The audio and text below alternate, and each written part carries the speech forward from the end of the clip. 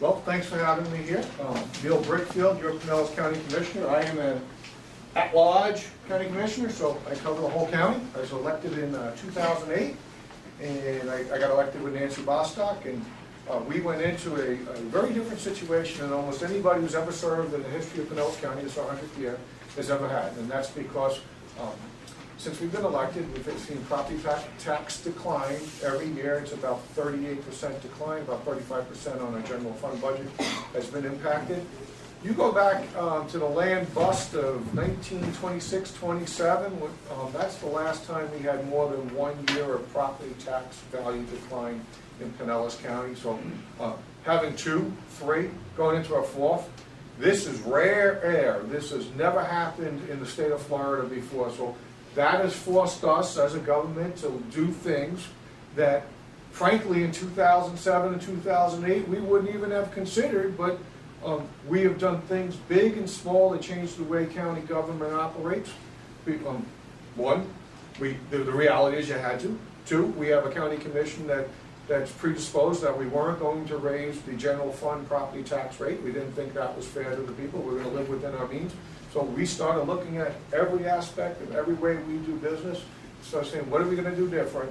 What are we going to do to make our government operate within the means? So we did some things that are big and some things that are small. So we're going to go over a few of them. Mowing. We mow lots of roads, right? Mow the grass on the roads, we mow the grass in the park. So my first budget year, I said, I'm looking at our budget, and I said, now, we have a mowing department in Public Works, and we have a mowing department in the parks, and we're literally mowing in front of the park on the roadway, and then driving on and letting a new crew come and go in the park and mow. And why do we have different mowing crews with different management structure when we could have one department that does everything? Well, in 2008, they said, because that's the way you have to do it. Today, we have one department that does all the mowing. There's not different grass in the parks from the roads, just so you know, right? It's the same thing. So we did that. Another one is our parks department. I don't know if you know this, but if you include city parks, county environmental land, and beaches, Pinellas County, how many people moved here to Pinellas County from somewhere else? How many people moved here because it was physically beautiful? You like the way it looks? Sure, right? We all do. We came in and said, hey, the place looks great, right? 30% of the land in Pinellas County is parks, preserves, or beachfront. But we had a parks department, a preserves department, and a beach division. Well, today we have one division that manages all that land. We don't have all those in different environmental places, or different funds and different management structures in the different divisions, I should say. And then Public Works and Utilities. Have you ever seen someone come up and dig up a roadway and fix like a pipe underneath it, then fill it up, and like 3 weeks later it seems like they come by and they pave the whole road? That wasn't our imaginations. Sorry, I'm not supposed to move. That really happens. And what we had was the Utilities Department. Utilities is water, sewer, underground pipes, right? One of our biggest responsibilities, delivering clean potable water to us and taking dirty water away from you, right? That's all underground. Public Works does everything above ground. Roads, sidewalks, stormwater, retention ponds, traffic lights, things like that. Well, both of those are big departments. Both of them have their own management structures. Both of them even had their own engineering departments. In fact, the engineering departments would send the plans from engineering department to engineering department, trying to negotiate projects. Well, in 2007 and 2008, the idea that we would have one department of Public Works and Utilities, of course we're government, so we renamed the Department of Environment and Infrastructure, but the idea of one, that was too big to dream. You should understand that Pinellas County is either the 48th or 49th largest county in the United States by population. Right? There's about 3,100 counties in the United States. We're one of the top 50, right? Combining something that big, that's a massive undertaking, right? When we combined engineering departments and downsize, now we don't send it back and forth. Now you're working on the whole project together. That's a major undertaking. In fact, that job, the job of running that department, is being interviewed for right now.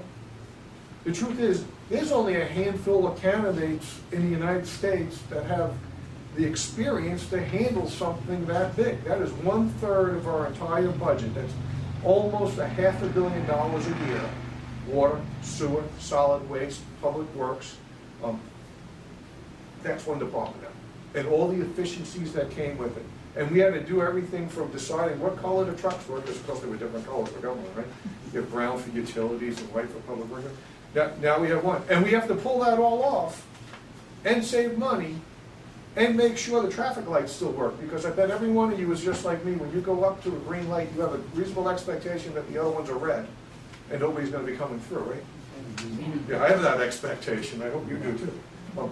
We've pulled that off. We've also done this. Some things, we have strategic planning session, right? That's what, strategic plan is a fancy word for take you off site to talk about government business. And it's open to the public. We got people that come to every meeting. So we were looking at our strategic plan.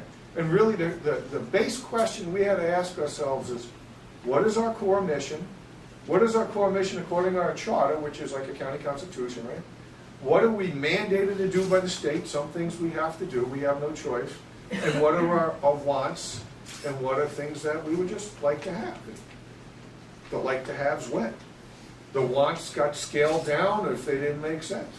The mandates, the have to do, they've been reduced too. All across the board they've been reduced. But some things went right out the door. For instance, we have a program, you know it, green building. Is everybody familiar with that term? Green buildings, you build this building, you want to make it energy efficient, you want to make sure you use the latest technology to do that. Okay, so we do that because it saves on electricity and water, power. So it's cheaper to run those buildings if you do it.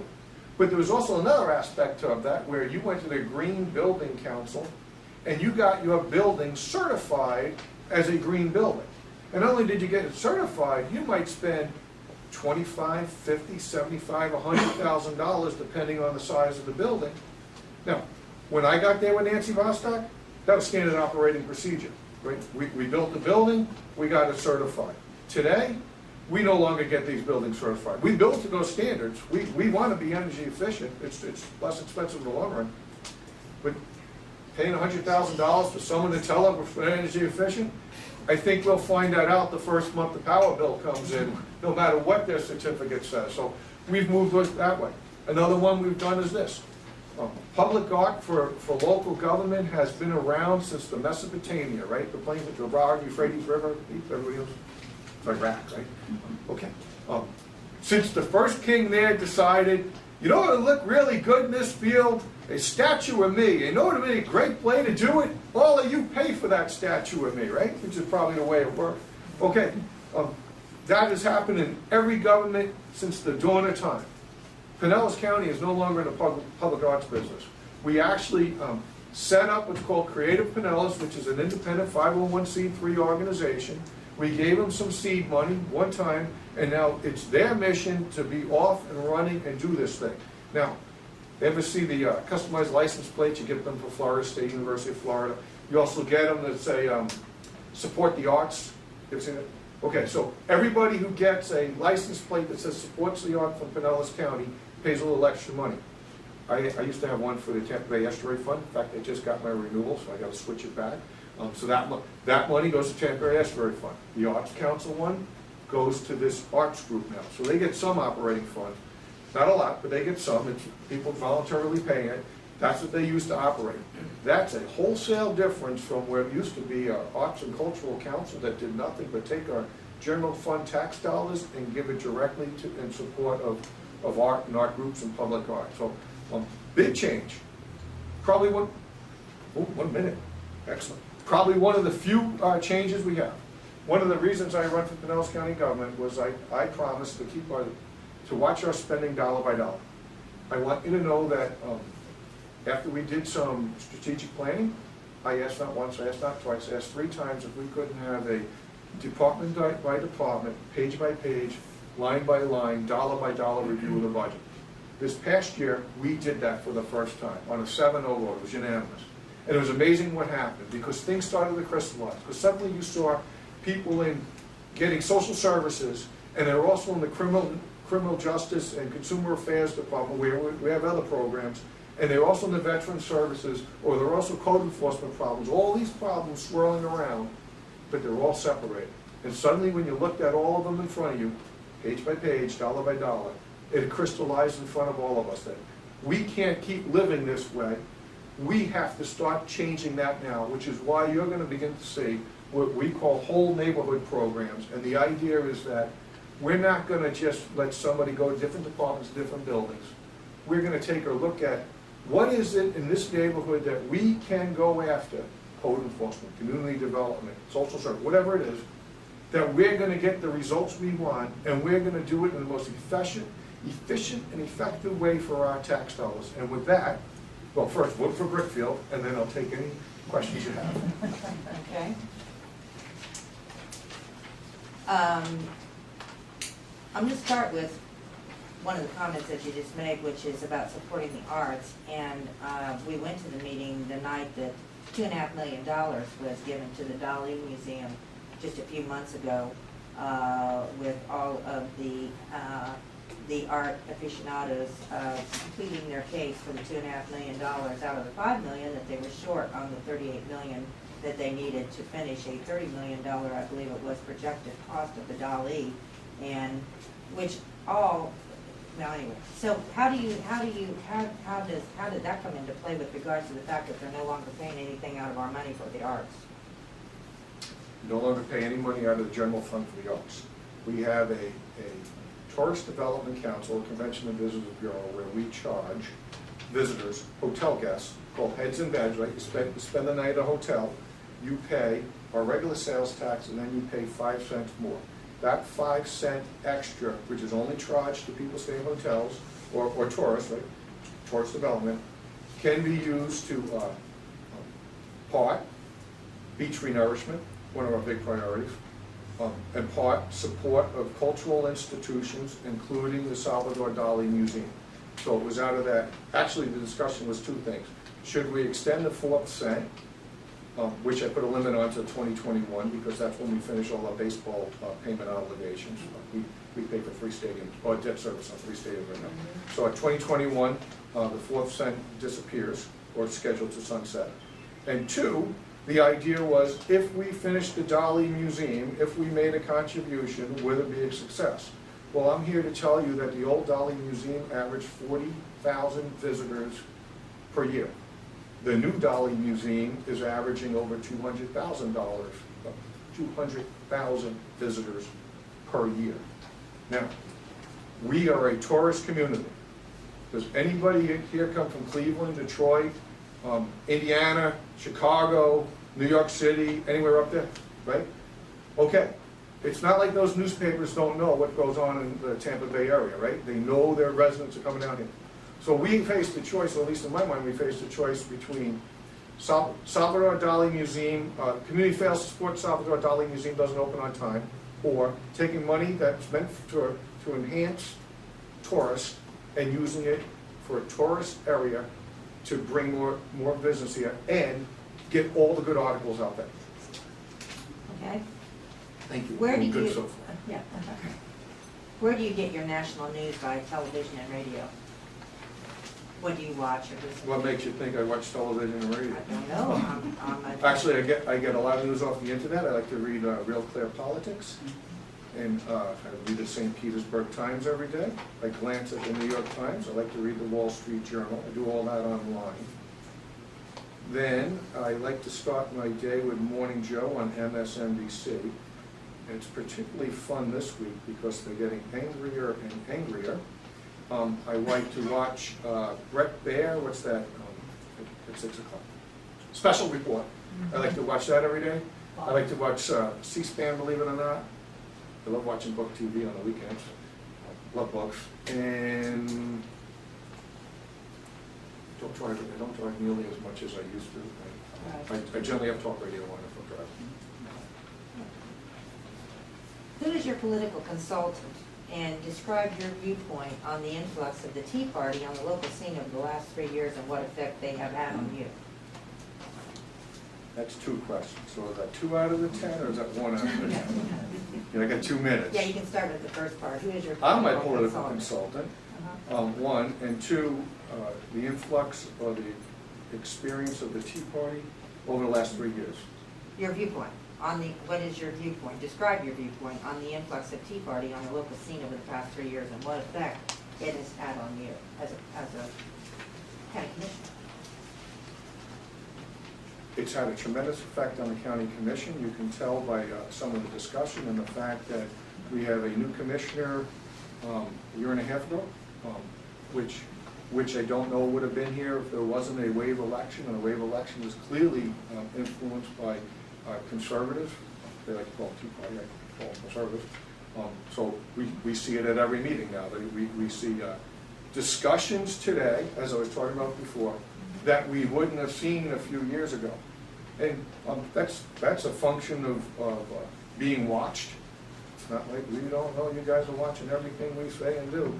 All I gotta do is go out, I can hear everything I said fed back to me. And you know, people paying attention is always good. People letting their views go, always is good. So this is a positive. Besides your position as county commissioner, are you an owner or partner in any other business interests? Yes, I own Brickfield and Associates. Which is what? Well, it used to be a government relations, public policy firm, but it's not that anymore because there were too many conflicts. You couldn't be representing. I used to represent trade groups and organizations before local governments. I didn't lobby the governments. I would kind of explain how it would work and see where it went. Lobbying is a very rude word. I try never to do that. And then the other part was I successfully run for office. I don't do any of the representing anymore, even with people who wanted me to do it out of county. I just saw too many potential conflicts with that. I have helped people professionally run for office and win.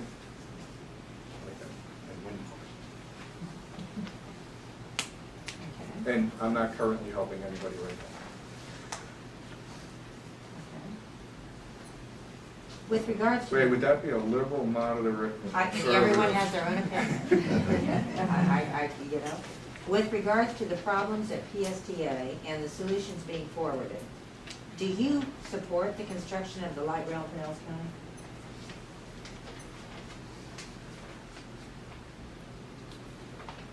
What problems at PSTA?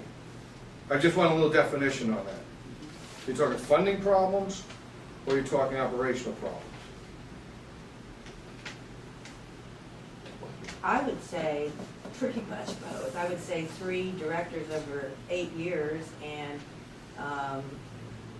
basically insolvency is now. But the question is, do you support the construction of the light rail in Pinellas County? I've told you before, and I'll tell you again, that if a proposal gets to us on the county commission, and that's not guaranteed right now, particularly after the last few weeks, but if one comes and it's a legitimate proposal, I'm going to vote to put it on the ballot. Now, am I going to support that? No. I haven't seen anything in the light rail, and it's not just light rail, it's light rail and other stuff, but I haven't seen anything in the light rail part of this proposal that I find the least bit attractive. I think it really comes down to moving 12 to 15,000 people per day. And I don't know if Pinellas County could support a light rail that way. But I'm perfectly happy to fulfill my obligation and put it on the ballot. Do you find that there is strong public demand for a light rail system? I find that there is, in some quarters, a strong public demand for a light rail system. And you might not believe it, but I hear others tell me that there isn't. But yeah. According to the auditors of the PSTA, ridership is flat. Do you find ridership is increasing on the buses as stated by the PSTA and the Tampa Bay Times?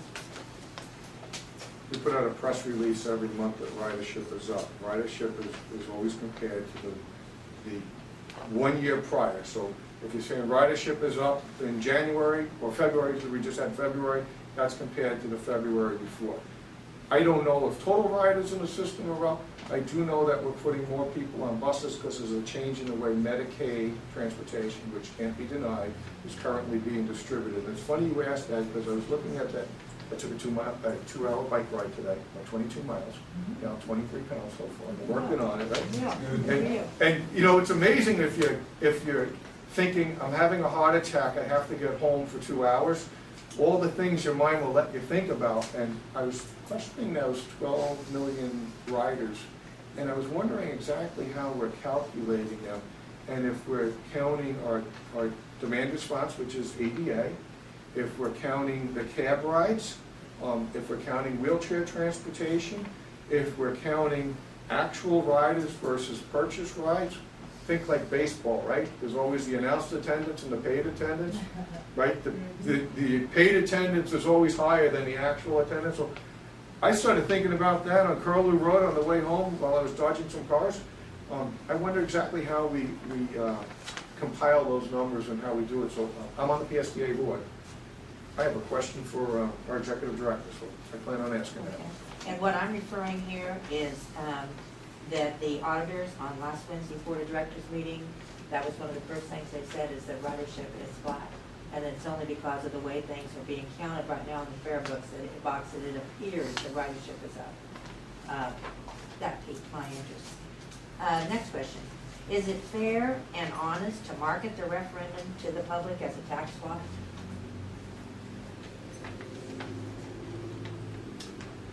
I don't think it's a tax swap. I think it's an opportunity. If you like first of all, I don't think the tax swap's the defining issue. I think it's as currently constructed, and remember, all we really have right now is a preferred alternative for a light rail. We haven't talked about anything else. So as it's currently constructed, I think it's just about light rail, and it's not about a tax swap, and I don't see that passing. And the idea that, you get rid of $32 million and you get $120 million, I don't know if the public's going to see that as a tax swap. And we don't even know if the governor's going to sign that bill or not. That's sitting on his desk. He signed the Medicaid bill today that passes responsibility on to us, is going to blow a hole in our budget. But we don't know if he's going to pass that or not. Or veto that or not, I should say. Yeah. With the help of the St. Petersburg Times, now known as the Tampa Bay Times, Janet Long apparently has you in her crosshairs over the fluoride vote, and it looks likely that she will be running against you in November. Many citizens support fluoridation of the water, right or wrong. Many do. And it could be that you will appear to be on the wrong side of this issue in the court of public opinion. There is also overwhelming evidence that the public does not support tax increases, and certainly not to pay for light rail or more buses, no matter how the county packages it. Janet Long is going to be for the light rail and the tax swap tax increase to pay for it. This could be the issue you could use to beat her and come down on the right side with the public. What say you as a campaign consultant? I'm not here as a campaign consultant, I'm here as a county commissioner, first of all. And secondly, no one has filed to run against me as of yet, and I am not going to speculate on a race that doesn't exist right now, or anybody's reasons for getting into a race. I think I'm going to let them make their own decisions and take it from there. And the light rail referendum and all that, I think I answered that a minute ago. So the question is basically being able to differentiate yourself from a possible candidate, and of course I got this information from online where the St. Petersburg Times and others have said it looks pretty certain that she's going to do this, and that perhaps this light rail could be the issue that could help you to differentiate yourself. Here's the next question. You stated your position on placing the tax referendum on the ballot is to be fair. What are we up to? What number?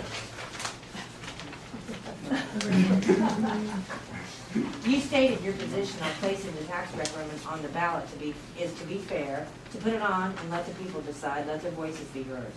Let's recap the fairness of this process so far. First, and this is a result of about 2 years of us going to meetings, about 30 people in the county decided they wanted light rail in Pinellas. Then PSTA spent $4 million for the alternative analysis and hired Jacobs Engineering to systematically manufacture the predetermined outcome 18 months later. They used 30 taxpayer salaried people on 6 boards and committees who met weekly to advance their rail plans.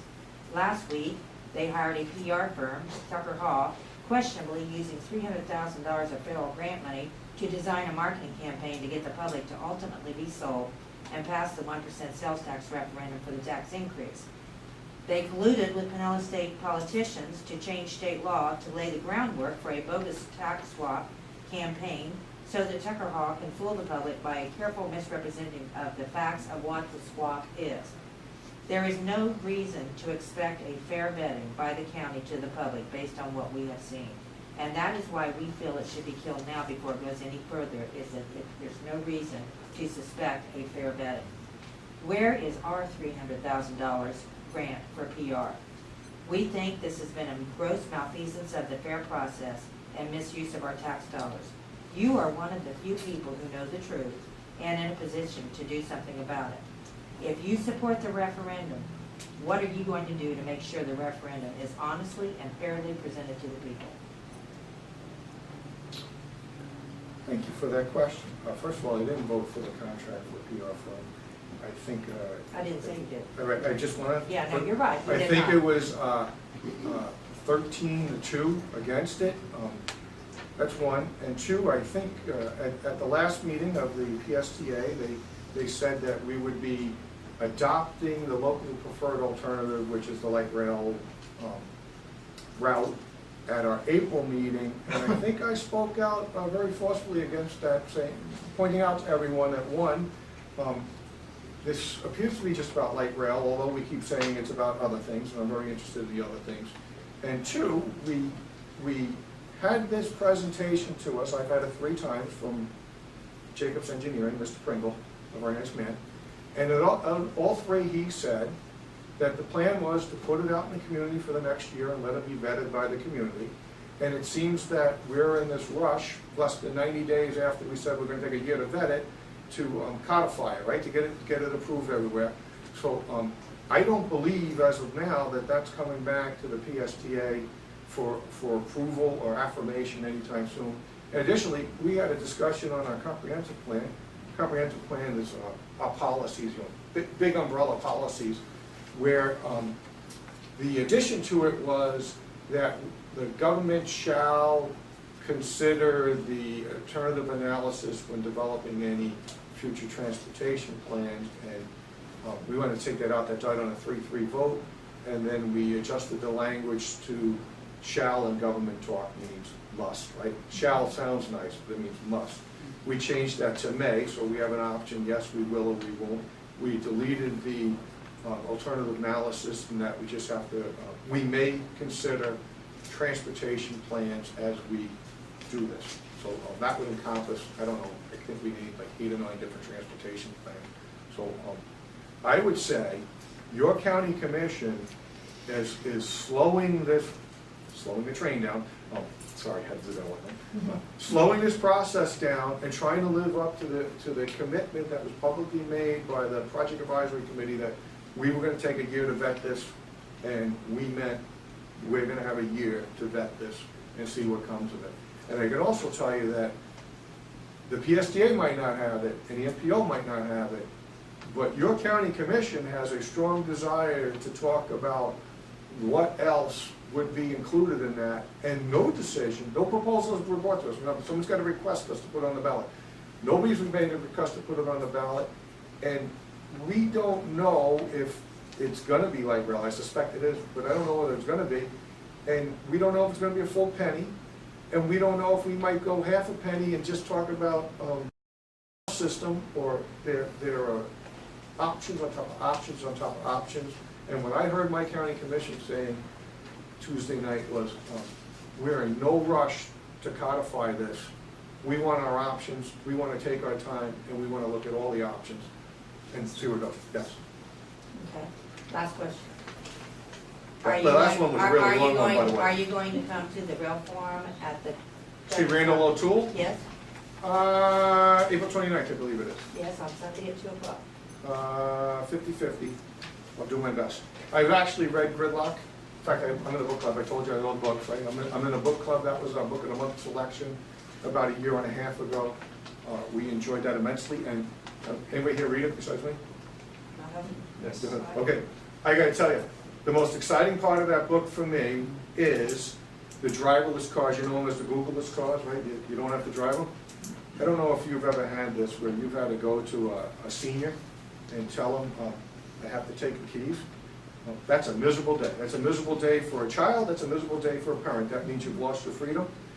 But a Google car, a driverless car means that day is never going to come for us. As long as we could tell the car where to go, we're going to be able to get to the grocery store or the pharmacy or the doctor, right? I don't know about you. That's pretty exciting stuff. In fact, that was worth the whole rest of the book. Okay, I'll just close with this comment, and I know that you know that this is how we feel. But we want to be able to count on you to vote no on putting the referendum on the ballot and protect our county from what we feel is possible bankruptcy, because municipalities do file bankruptcy, as you well know, from the mistakes of unqualified people to negotiate contracts, such as the concrete, for example, and build and manage a project of this magnitude, because it is a huge project. PSTA could not even supervise the construction of their own home headquarters, which now needs millions of dollars in repair, and they're using the several millions of those to shore up the operational budget. They can barely operate the bus system, and that's not meant to be a slam. That is an observation of the fact that when the ad valorem tax, all of us, we do not live right to our means. We always make sure that we are able to drop back and not be in such a position in the budget in our own homes, and I'm sure you too. Well, lots of us live well behind past our means. Okay. Right. So in less than 10 years, the PSTA has had 3 CEOs, and if this whole thing dies, they're going to be forced to do the hard fixes needed at the PSTA to provide bus service to people who need this service. And our hearts are with these people who need this service, and we want this to quit being a boondoggle and turn it into the public service, which it is. And we hope that you will say no and help with Norm and Nancy to get one more commissioner to fill this. So we thank you so much for your time. Thanks so much for letting me come and talk to you.